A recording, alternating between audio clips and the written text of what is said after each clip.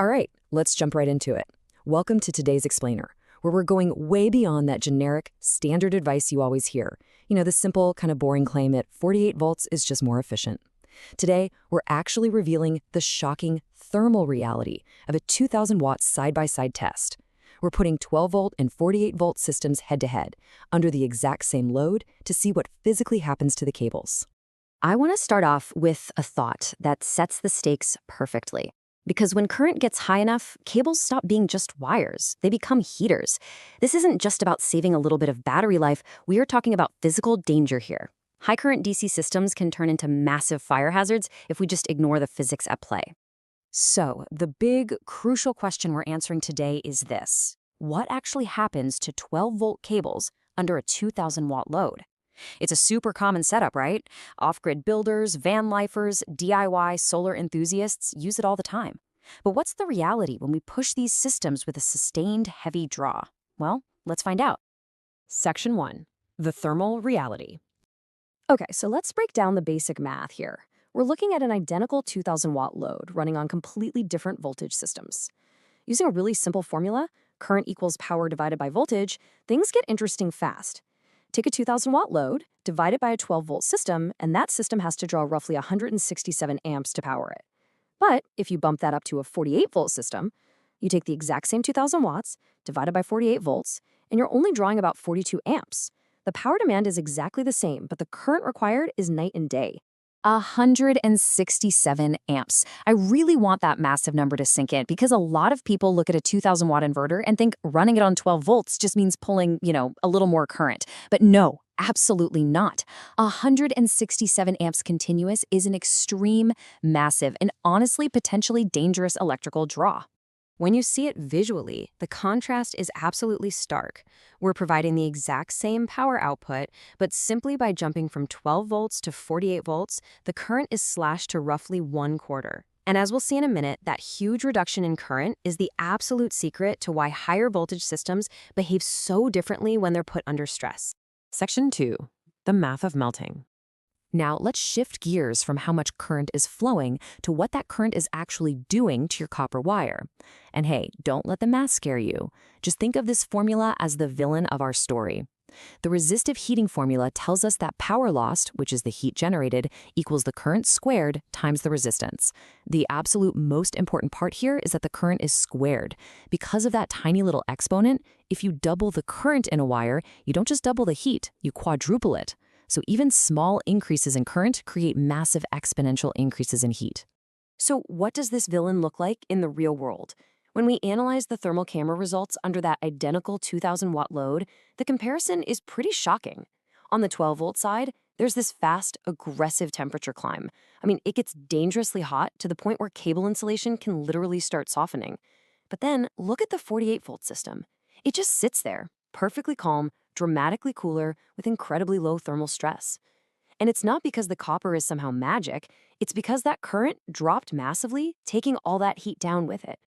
Section 3. Hidden points of failure. Now we really need to look past those thick main cables for a minute and focus on the insidious tiny little components where electrical fires actually start.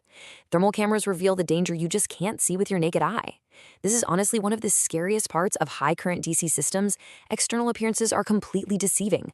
A connection can look perfectly shiny, completely normal, and totally fine on the outside, while internally it's silently reaching melting temperatures.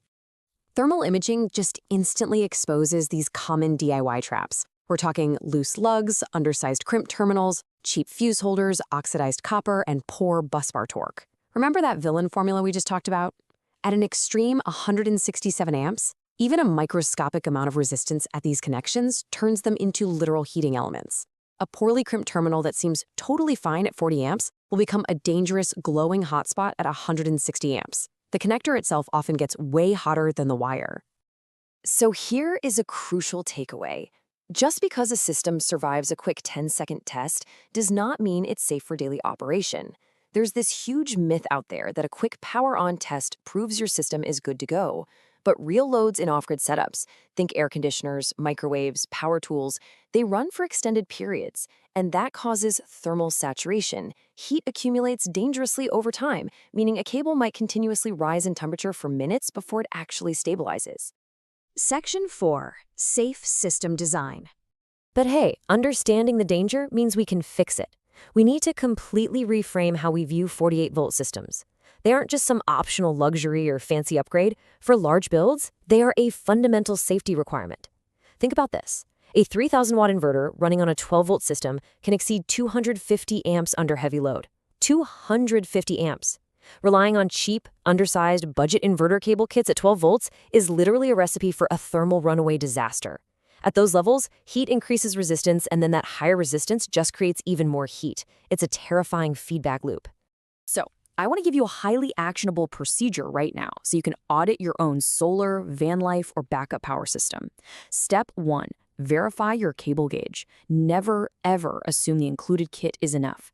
Step 2. Check that lug crimp quality. A bad crimp is a hitting heater. Step 3. Test under sustained load, not just a 10-second burst. And step 4, after it's been running for a while, safely feel your connections for heat.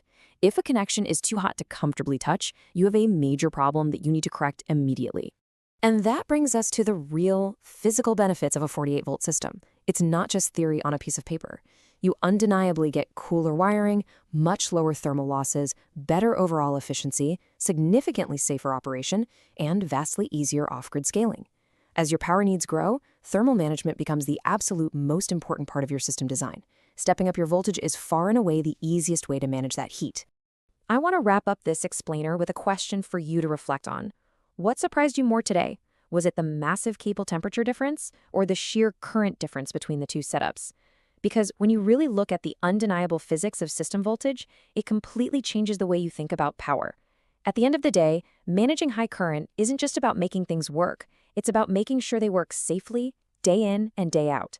Thanks for joining me on this explainer, and I hope this helps you build safer, smarter, and cooler systems.